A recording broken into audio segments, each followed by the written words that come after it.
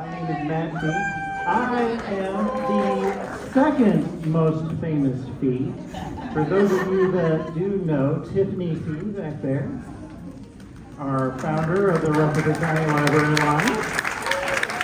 Give her a big round of applause. Stella, Yarbrough. I'm the legal director at the ACLU of Tennessee. That means that I head up the litigation for the ACLU in this state. And we have been busy, particularly in the last couple of months. And so it's our honor and our privilege, though, to fight for the rights of Tennesseans, and especially students, who have been suffering from a wave of censorship, not only in their school libraries, but in their public libraries. So I have some thoughts that I thought I could share, but I'm really depending on questions from you all and what you all would like to know. I've been told that you are good question askers, so I'm depending on that to be true. And I want to say especially thank you so much to Carrie for keeping me informed and for inviting me here, and I really appreciate it, Tiffany, for inviting me as well. Carrie has been my most reliable source of information about what's been going on, and I couldn't do any of this without her, so thank you, Carrie. So I think I'm probably not telling you all anything that you don't know, but nationwide there's been a push, a lot in the wake of the 2020 pandemic, to start focusing on curriculum and books in different schools. And that really came out of a big focusing on school boards from groups like Moms for Liberty and other groups, really focusing on schools as being this place where children are going and the quote-unquote woke left are indoctrinating them into adopting all of these ideas that they disagree with. And so schools since 2020 and 2021 have really become a battleground for ideologies and for different people trying to censor what students can learn. And unfortunately, for them, the First Amendment really does protect what students can learn and what they can access in their libraries. And so there's a case from the 1980s, it's called PICO, and that is like the lead Supreme Court case. And in that case, a school board had banned books because they disagreed with their content. They did not like their viewpoint that was contained in the books. And the Supreme Court issued one of those decisions that's every law student's nightmare, because there really isn't any main opinion that gives a really good guidance for what to do about book bans. It just says, we know you can't do one thing, and that's get rid of books because you don't agree with them. And that should seem simple enough. But post-2020, we saw this wave of statewide movements through state legislature to push for the removal of books in a way that's really unprecedented and not really a great fit for existing First Amendment law. So in those cases, you have states like Iowa, South Carolina, Florida, Texas, and also Tennessee passing laws that aim to curb curriculum in their libraries. And so you have a test that says, well, you have to look at the individual person, the school board member who is wanting to remove the book and whether or not they disagree with it. And then you have these state laws that are now saying all school board members everywhere have to make the same choices about content. And that's a really odd fit, and that can be really difficult. So there's been a number of different cases. There's a case in Iowa, and Florida and Texas, and people are trying kind of different ways of making kind of an older First Amendment frame meet this new challenge. And Tennessee has been a part of that, because Tennessee's law is, I'm sure you're all familiar with it, the Age Appropriate Materials Act. It was first passed in 2022, and it's been modified many times since then. And this most recent version really does have a very broad sweep in terms of what kinds of books that it's aiming to censor. And you're asking yourself when you read it, well, what does age appropriate mean? What could that mean? And you are not alone in asking that question. That phrase was undefined for the first 2 years that the law was in effect. Then they finally defined it, and it's extremely broad. And it doesn't require school board members to look at the book as a whole. And it doesn't require school board members to think about the age appropriateness per each student, right? So what could be appropriate for a kindergartner might be inappropriate for a senior. And the law really doesn't give school board members the chance, or school administrators the chance to really make those important distinctions. And those distinctions and why those are important is because there's another existing Supreme Court case law called Miller, and I'm sure you all might be familiar with the Miller test, and that's a test for what kind of speech, if it's sexual, what kind of speech is going to be protected under the First Amendment. Is it too sexual or inappropriate for a minor, or is it going to be protected under the First Amendment? And the Miller test requires you to look at the book as a whole. You can't just cherry pick certain pages or certain lines. And you can't just say, you have to really have a broad look at it, and you have to ask yourself, does this book have any serious literary, artistic, philosophical, educational value for a student? And so many of the books that we're seeing pulled from the shelves right now do have that merit, and they do educate students. I think the issue is that it can make adults feel uncomfortable. And a lot of those narratives do make us uncomfortable because they're meant to be challenging. Reading stories about America's racist history will make you uncomfortable. And I loved when I heard an educator speak on this before. She said that really good books provide windows and mirrors for children. They should be a window into life that's different from yours. Stories of somebody that's not like you, that does have a different experience. But then good books can also have mirrors, which you do see yourself in those characters. You do see yourself in that struggle, and you do see yourself in that narrative. And so I think it's really, really important. I'm so glad to see so many people coming together to focus on this issue, to provide your students and your kids those windows and mirrors. And ACLU Tennessee is looking forward to helping in whatever way we can, and we're looking forward to our next steps. So now is the time where you guys might ask me some questions. Oh, great, okay. Oh, I saw your hand first, and we'll come to you. Yeah. Do we have litigation in Tennessee that is making its way through? The $1 million question. Okay, so there is existing litigation right now. If you all recall, there was a law that was really aimed at banning so-called critical race theory curriculum from schools, and there is litigation over that law, and it has had some initial success. And they are essentially just bringing a claim on behalf of educators, saying that the law is unconstitutionally vague, that it doesn't give educators a chance to understand these, so-called divisive concepts that it's banning from schools. And the judge that it's in front of, it's in the Middle District of Tennessee, and the judge that's in front of did say, yes, I am initially agreeing with the teachers on this one. But it's right now, it's in what's called discovery. So we'll get a final decision on that, I would think maybe by the end of this year. And then as far as book banning, there's no litigation yet, but we might try to change that soon, so.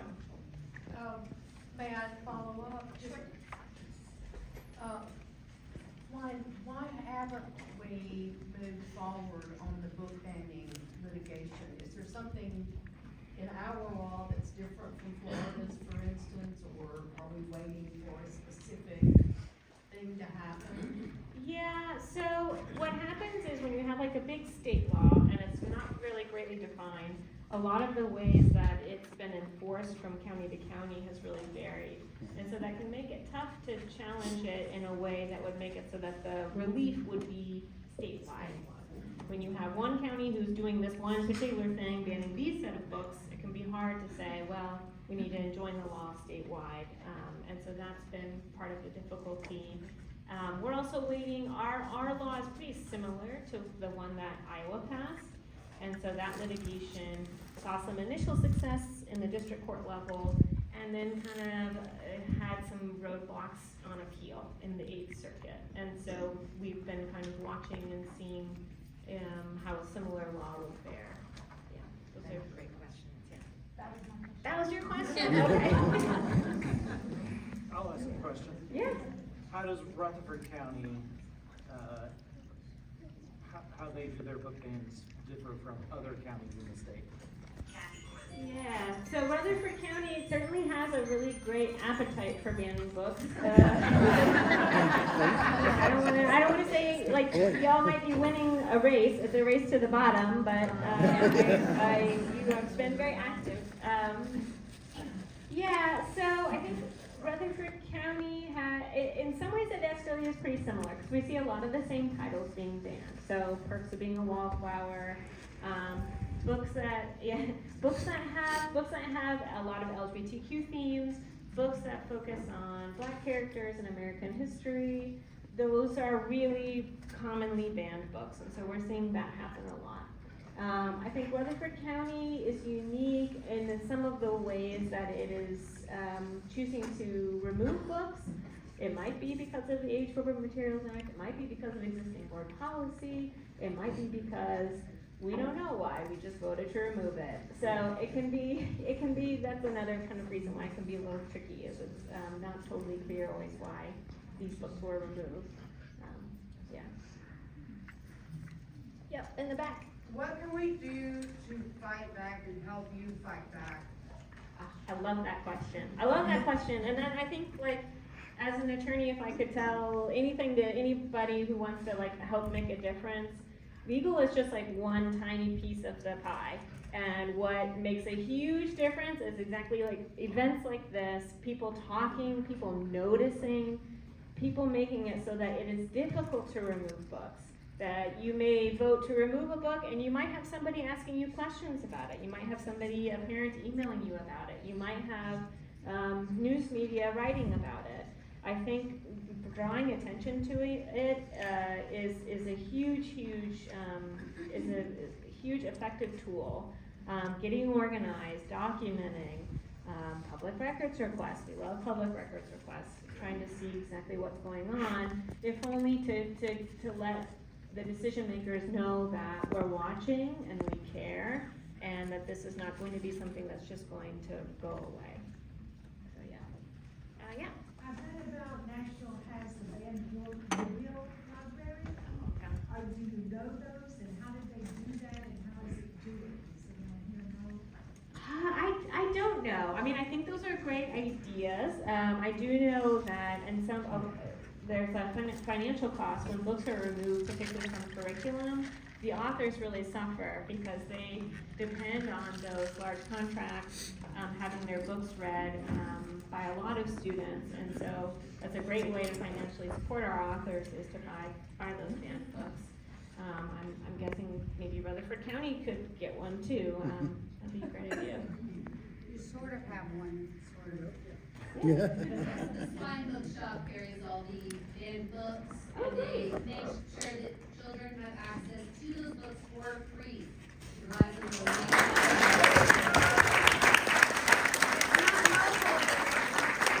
That's great. So it's the Spine Bookshop? Yes, I started the band, and I didn't mean to take over, I No, apologize. please. I started the banned book brigade because Carrie and Tiffany did the, hey, maybe you wanna, I don't know, speak at the thing, and then I got mad. It's never good for me. And so I started what I call the banned book brigade, and so anybody that wants to donate the banned books, which I put the list on our website, so you can either donate the banned books, and I'll give them away for free, or you can donate money, because the store's Venmo's on there, and I'll go buy the books and I'll give them away for. I literally bought a rolling card just to have. There it is. Take them. You know, the school doesn't want you to read them. I do. So it's about as mobile as it is.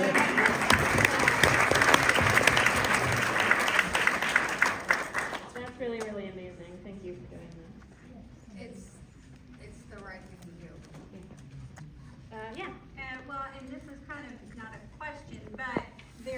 legislation that's happening right now.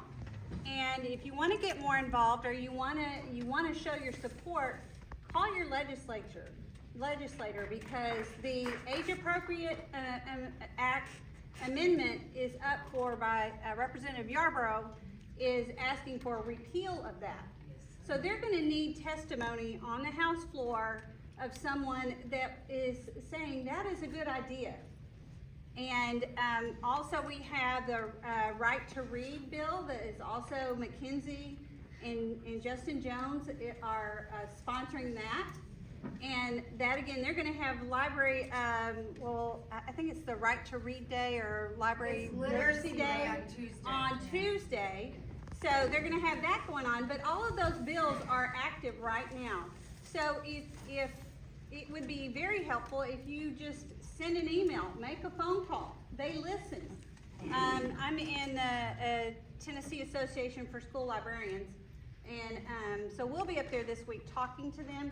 But those type of things, we do have support. Now, under no estimation is it gonna pass, I'm sure. But we're gonna keep on until something gets done. We're not going away.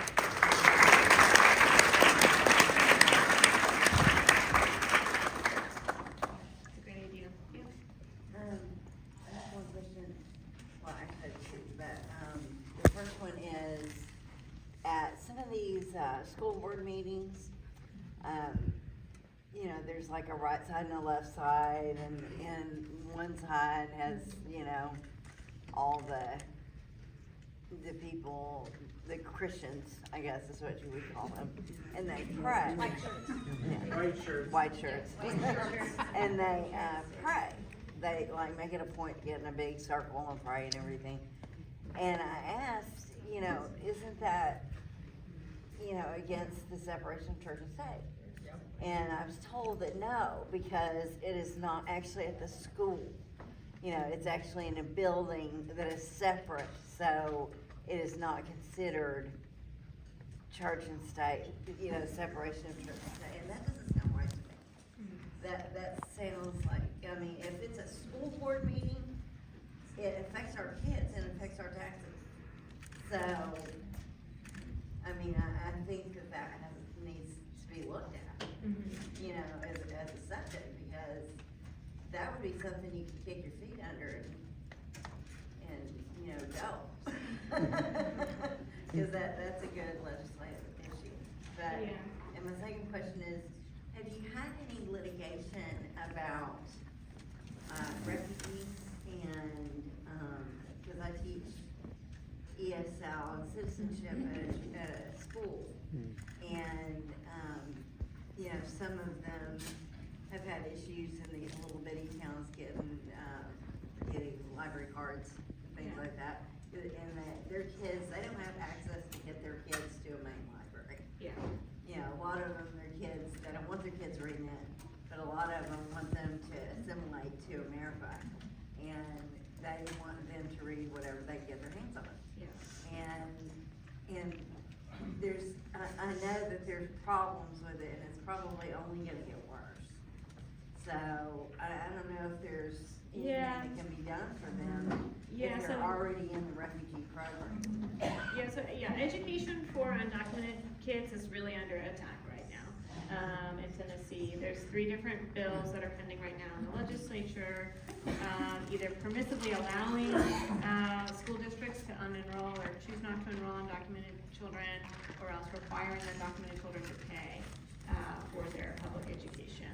What kind of money are we talking about? So whatever the state amount pays for you, that you would have to pay out of pocket for. Like $7,000. Yeah, yeah, and so they haven't passed yet, and they would be directly in contravention of existing Supreme Court case law that says that no matter what your documentation status is, you have a right to a free and public education. But Tennessee really likes to set up these legal challenges, hoping that they'll go to the Supreme Court and maybe get overturned. And we saw that a lot with this abortion legislation as well. And so yes, like you're right, you have your thumb on the pulse, and that this year more than ever, protecting students who may or may not have legal status in the U.S. is going to be an incredibly important thing for this school year. Yeah. With regard to what this lady was just talking about, the religious aspect that has intruded on the book banning, and the fact that this religious group is showing up in mass at these school board meetings, I mean, that's a governmental body, and we get into this separation of church and state, where religion is being made a part of this issue. Is that not something that the ACLU could basically make a statement about, that this is not appropriate?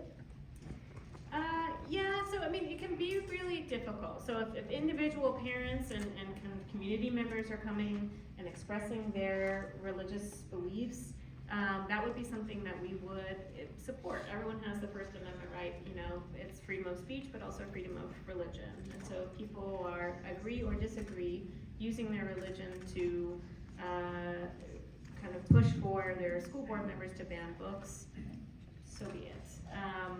I think that would have to be something that you would just have to engage with them and try to hopefully change their mind about, which I know can be really difficult. Shouldn't some pressure be brought to bear on the school board itself to discourage this element? I mean, this intrusion? It's tough. I mean, the school board is a governmental entity, right? And they wouldn't necessarily want to be getting in the game. I mean, they already are in the game of censorship, but they wouldn't necessarily want to be continuing on censorship and saying that people can't express their religious beliefs. Again, agree or disagree with them, a school board would not be within their rights to stop people from expressing, I think I want you to remove this book because it offends my personal religious beliefs. A school board can listen to that and weigh it just as much as any other religious belief could be taken into account.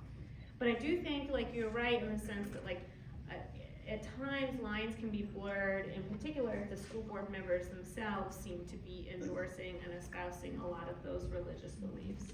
And so that would be something that we could look for and try to suss out. But again, school board members, they also have their rights. They have their right to believe and express themselves. And so it can be a little tricky. You want to make sure that there's a level playing ground for all religious beliefs to be expressed. And so you have to be really careful about trying to exclude one viewpoint over another. I'm just thinking that isn't the right location for these views to be expressed, is my point.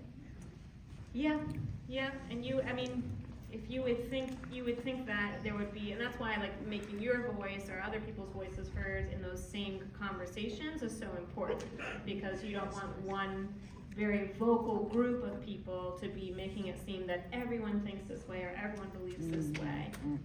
That there actually is a lot of disagreement about this, and there's no one single uniform way of believing or living. Yeah. I want to ask, does Tennessee have their own version, like Federal Hatch Act, that would apply to a school board meeting in which there are certain limitations on what kind of viewpoints the members can express, so they have to keep a certain level of neutrality, basically, when they're making or voicing their decisions or opinions on rulings and such? Yes, Tennessee has what we call the Little Hatch Act, so it does have its own version of the Hatch Act.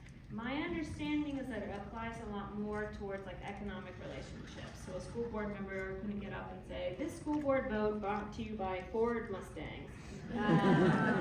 Although we know functionally sometimes that's how it happens, that your school board is brought to you by Ford Mustangs, or some kind of local business that they like to plug. But that's a good, government actors do need to be very careful in the way that they vote, and the way that they express themselves, and yeah. This is to Tiffany. Would it be in your best interest to have more people there if you had, because you have personally invited me, and I find the school board meetings extremely entertaining. And I noticed that there are more purple shirts there. The purple shirts are the shirts. There are more of us now than the white people, not white people.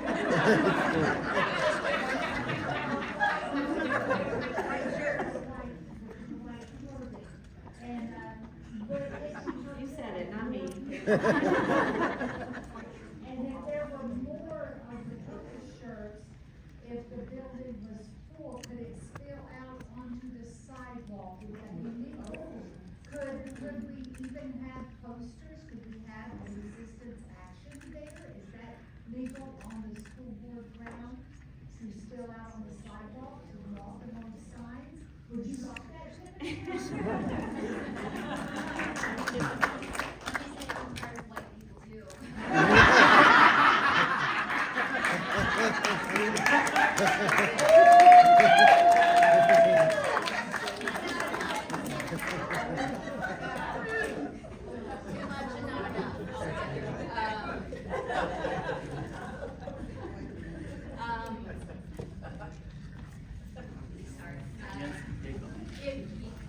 It helps so much to have a presence at the school board meetings and when we started RCLA, I didn't have anything purple. Now I'm so tired of wearing purple that RCLA now. My hair used to be purple, I can't do it anymore. But it helps and it sends such a strong message, both to the board, also the people in the audience, but to the ones that are watching at home, because they get several hundred, if not over 1,000 views on a lot of their school board. They always get hundreds of views on every school board meeting. It really helps, but they also put it at a tough time to be there. They start at 5:30 on Thursdays. They have their work session at 5:30 on Tuesdays, but the actual board meeting where they vote, 5:30 on Thursday, that's hard to do. We always need people to show up, to be present, to sign up to speak. They're getting very theatrical because we've had so many people show up and speak out against the book bans and in support of our school libraries, that they're doing exorcisms in the school board meetings. They're banishing people. I don't know how we're all here because we've been banished and never allowed to enter. Whatever. Well, they have the t-shirts, prove it. Yes. Keep in mind too, what you told me the first time, that I reiterate every single time, that let them be theatrical. Let the crazy show itself. Yeah, when I first spoke the very first time, they told me, stay calm, be kind, be respectful, and, then you have all these other people, we're gonna banish you, and you're groomers, and you're all this, and we're asking, Demon sex cults. Oh, yeah. Crazy. And then, I mean, my bookstore's been threatened, which floored me that was like just little of me, I like to sell books. But I constantly lean to Carrie and Tiffany with, when we go in there, sit there quietly. My face does not listen to that. My face does not sit quietly. But the rest of me tries really hard. But we always try to go in there and be very respectful and state the law, especially Carrie. Carrie is my law person if I ever have a question. But if you're gonna show up, that's what I say from my perspective is take your advice from them.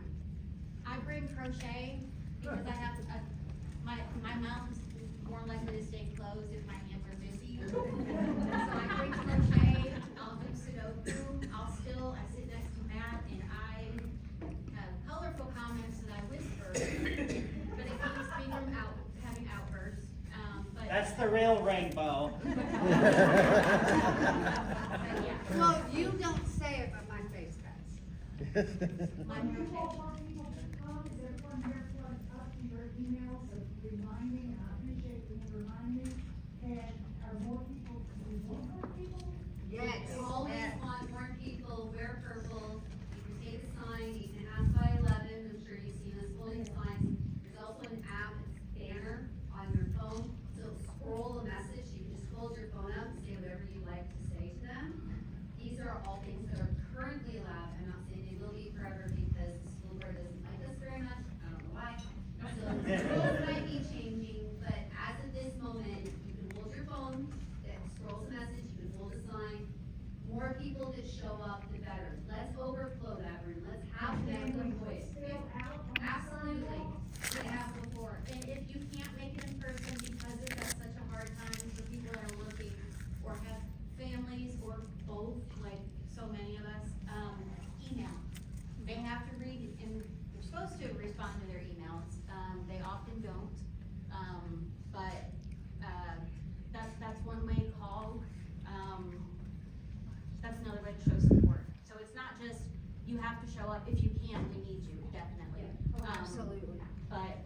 if you can't, there's other things that you can do. And sign up to speak. If you're willing, I know some people are shy, I don't understand what that feels like, but I know other people feel that way, so if you're willing to stand up and speak, please do.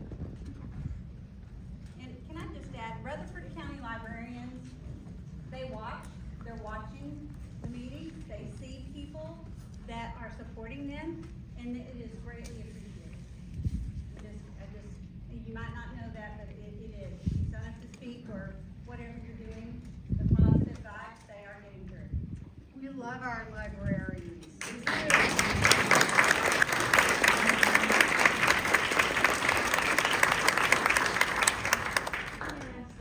Okay, maybe one more, yeah. This conversation has got me thinking about the need for training in nonviolent resistance. And Middle Tennessee, we were the Highlander School was up on Montego Mountain, and all the civil rights protesters came there to train and yell at each other and throw soup on each other. And I don't know, I'm kind of thinking we need to resurrect this and come together, like make plans of how we gonna be peaceful, what do we do if they're violent, be prepared for all the things that could happen. So, I mean, if anybody else wants to continue that conversation, I want to be in it. I do. Well, and doesn't the ACLU offer some training? We do. We have some volunteer engagement that we can do, and so if you go to our website, you can sign up and help us make our movement known. So we have lots of volunteer opportunities as well. So we put out a call for volunteers when we have big public meetings and things like that. We really want a lot of people to attend. But I also think like that should only ever be like in tandem with local groups wanting to get together and educate themselves on how they want to change their community. Yeah. I don't want to go over time, but there's so many more questions. We're okay, we can do one more question. One more, We okay. can do one more question. Okay. Oh, okay. Yeah. Thank you. I want to switch gears just a little bit. Sure.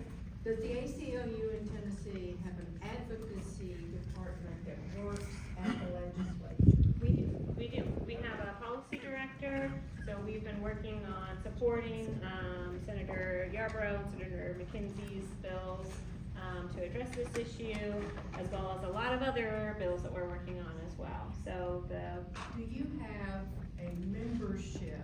Do you have memberships that you sell or give in exchange for donations? Yes, absolutely. All right. If you had more ACLU members, would you be more effective in your advocacy at the legislature? Sure, yeah. I mean, And we if always want Rutherford more County members. Library Association had more members, would it become more effective in dealing with the school board? Yeah. And we do, we have membership, right? I'm a member. Yeah. And then the third part, and this is really not about the ACLU, but we have for years had very strong advocacy with this very far right conservative legislature, and they don't listen. After the Covenant shooting, who better to listen to than the parents at Covenant? And they said, sorry, we're not listening, we're not doing. So what we really need is not just advocacy, but we need a turnover in the legislature. We need new legislators. Some of you in the room may be elected officials, but how the hell do we make that happen? Democrats get me. Matt Ferry has run, Gloria ran, Mariah ran. Tiffany has run. My mom ran, Tiffany. Yeah. A lot of people run, and yes, everyone needs to run. I mean, we get a whole bunch of people to run as Democrats. I don't care, all of you. And the ones that aren't, volunteer. Sign up, door knock, email, do all the stuff for the people that are stepping up and doing that. I worked on like 4 or 5 campaigns volunteering, very few other volunteers did. So I was working several different things, there might have been 5 people. All of Rutherford County, about like 5 volunteers that can help? I don't think so. We're not optimistic that we have. But we gotta all pull in there and try, do what you can, we all gotta join this fight, we've gotta join the fight there, and sometimes it's like talking to your community. And it's not as hard as you think it is, like door knocking, it's like if you've ever waited tables. Hi, my name is Holly, I'm with such and such. What is your interest, what is the thing that informs your vote? And then they say what they say, and you respond back, it's not that hard. Can I say something real quick? Every election season is a new opportunity for us to get involved, to get new candidates. 26 is right around the corner. We need county commission candidates, we need county school board candidates, we need city council candidates, very badly. State legislature, I don't know if we're gonna be able to get anyone in, but things happen very fast. And if things turn sour on the Republicans, it could give us a big chance. But one more thing I'd like to add real quick is that the Rutherford County Democratic Party is gonna go through a reorganization on April 5th. We're gonna be at McFadden Community Center in the morning. Registration starts at 9. The actual meeting starts at 10:30. We're gonna be having elections for chair and for all the officers and the new executive committee. So this is a new opportunity for new people to come and become involved, and us to push for some more candidates. And it's not easy, but we can do it. But I'm going to embarrass somebody here today. Matt Fee is going to run for chair of the RCLA.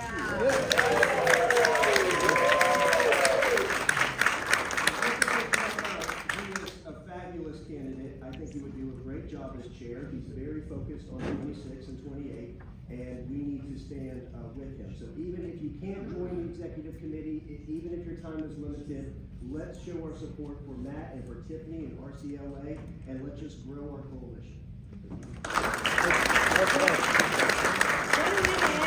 I totally agree, it's great. Focusing on local elections is super, super important, and getting involved, volunteering, supporting the people that you know. Thank you all so much for your questions. You exceeded my expectations.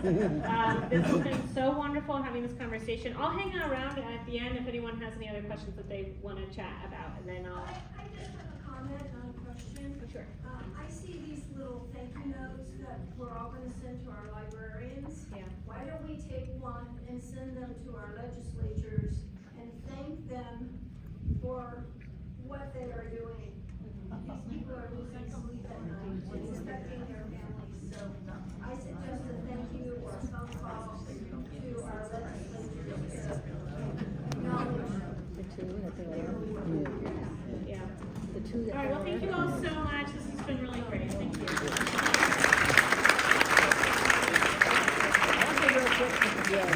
So tell me, what did you think of today, and why is it important to have an event like this? Well, I thought today was amazing. I helped out a bit with the first fundraiser we had last February, and we sold out then. And the fact that we sold out double the number of tickets it tells me that our message is getting out. That there are a lot of people in Murfreesboro and Rutherford County who support freedom, freedom to read, freedom of the press. And this is very, very encouraging to say the least. Just a tiny bit of background. I'm actually a professor of library and information science. Okay. So I teach students, graduate students in particular, to become librarians. Okay. So there are a lot of students whose dream is to become a librarian. Because they've had so many positive interactions with past librarians. They love libraries, books, reading, etc. But what's really important here is we're talking about actually human lives.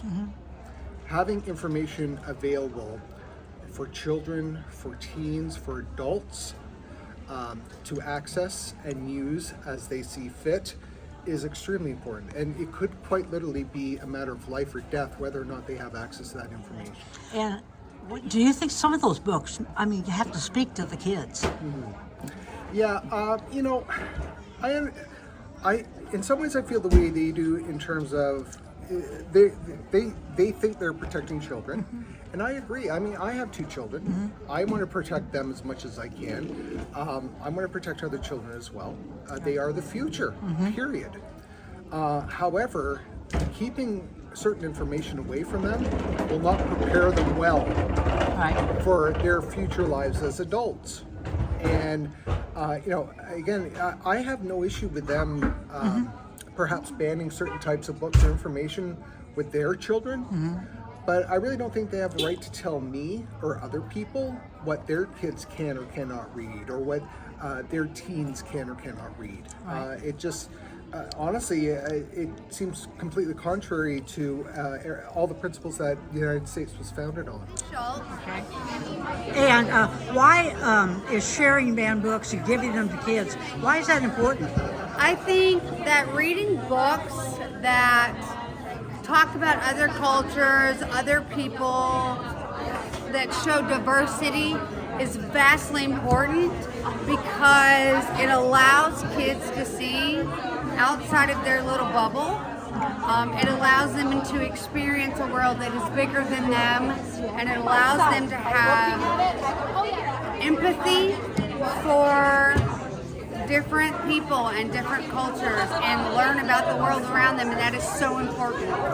What do you do at your shop? So we sell books, obviously, but we also started the Banned Book Brigade, which is a way for us to give books away for free. So what people do is they can donate money, and I'll go buy the banned books, so they can donate the banned books, and I put them on a cart outside my shop for free.